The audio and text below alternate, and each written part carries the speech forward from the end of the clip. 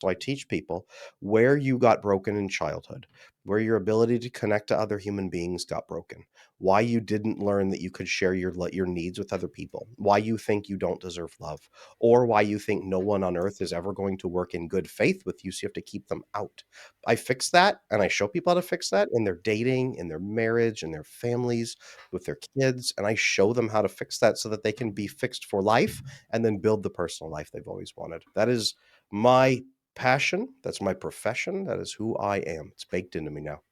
I love it because, like we were talking about earlier, before we started, it was almost like a therapy session. Every time I watch one of your videos, I'm like, "Oh, this guy's great. I love his content." And it's like, "Oh fuck, he's really just cat into my BS, the story I Yes. tell myself." And I'm like, "Oh, but I've got this. He doesn't." You know, it's like find myself justifying it, and I can see what you meant about like depression. It's like almost learned Mhm. hopelessness. A lot of it because when Yes. I was depressed, and I remember being on tablets, and then they just stopped working after the initial high because Mhm. I wasn't dealing with my underlying issues. Right. Is What do you think about that current sort of healing modality? That approach of I'm a bit down in the blue. Okay, well, we'll give you a tablet. You know, you said they treat it like a disease rather than the symptomology Right. of the actual condition.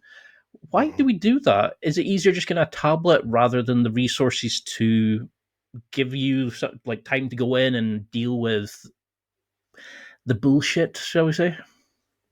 Well, think of it this way. It took me 9 years to get my license as a psychotherapist, and that's 9 years of training someone has to undertake so that they can still be middle to bottom level of middle class here in the United States.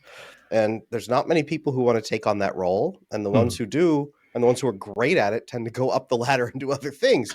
So it's not that therapy is useless, but you're churning out as many therapists here in the United States as you possibly can in 9-year programs, and then training them just to the diagnostic and statistics manual. So you're training them to treat diagnoses without telling them what is causing the diagnosis underneath.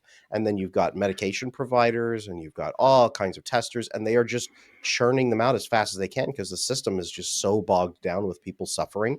Attachment has got worse through the last 100 years. That's been part of my work, is tracking that. But they're Hmm. treating and they're learning to diagnoses in the book. They're not learning the core symptoms. So then we really are on a medical system, a medical model of, well, what's your diagnosis? Okay, that's it. Well, we might be able to teach you some skills and try to manage that. But what we're going to do is talk therapy, where you talk through how you feel. And hopefully over time, you will figure out that you shouldn't feel that way. And then maybe it'll stop. But that's going to take a few years. So in the meantime, here's 5 different medications for some that are solving the problem, some that are solving the problem the solving problem causes. Oh, yep. And here's some side effects. By the way, here's more medications. I remember I did briefly, I did in-home treatment for clients who were so disabled due to mental illness that they couldn't leave their home and other people had given up on them. And I would walk in, some of them would show me their medication lists. Some had 27 medications that they were on. And they'd say, Adam, I don't Terrifying. know what these are doing, but I'm on 27 medications. I said, how many are mental illness and mental health medications? Well, at least 12, but maybe more. And I'm not sure what they're for. The doctor just told me to take some.